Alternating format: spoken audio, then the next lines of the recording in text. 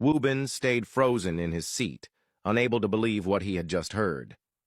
Needing to be certain, he asked the person on the other end of the line if it was truly Kim, the same Kim he knew and mourned.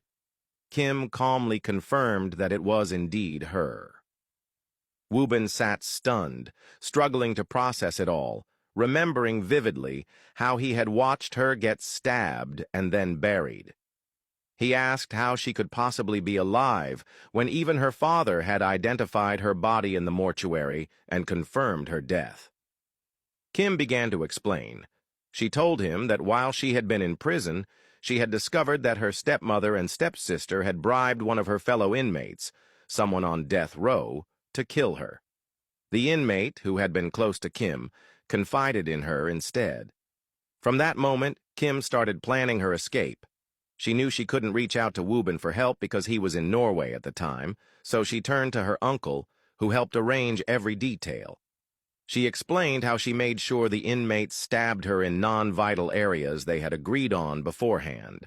Her uncle arranged for her to be injected with tetrodotoxin, a toxin that temporarily stopped her heartbeat, making her appear dead. That was how she managed to disappear. She revealed that she had never actually been inside the coffin, hence why her family had not been allowed to view her body during the funeral. Wu-bin sat stunned, piecing together all the moments that had haunted him, realizing he hadn't been imagining things when he thought he'd seen her at the cemetery.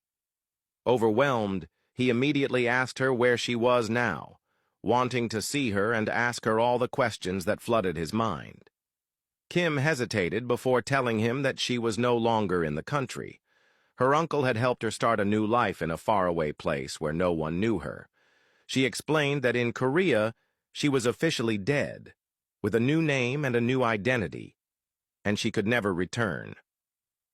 Wu-bin pleaded to know exactly which country she was in, but Kim refused to say, explaining that no one could know for her own safety. She told him she had called because she wanted to thank him, for believing in her when everyone else turned away, for helping her when she had no one else to turn to, and for seeing the good in her when no one else would. She told him that as long as she was alive, she would never forget him. Wu-bin's heart softened. He told her that he had always believed she was a good person at heart, just lost and needing someone to help her find her way. He shared how relieved he was to know she was alive because for so long he had carried the guilt of her death, believing he had failed her. It had tormented him for years. He told her he was genuinely happy to hear her voice, and that he hoped she could live a peaceful life in her new beginning. Kim told him she wished for that too, but asked him to promise never to tell anyone that she was alive. She said the only people who knew were him, her uncle, and the inmate. Wu-bin asked if she ever planned to tell her father, knowing how deeply he mourned her loss and how her death had driven him into depression. Kim let out a soft laugh and told him that maybe her father needed to live with that pain for a while, to finally learn to cherish those who truly loved him.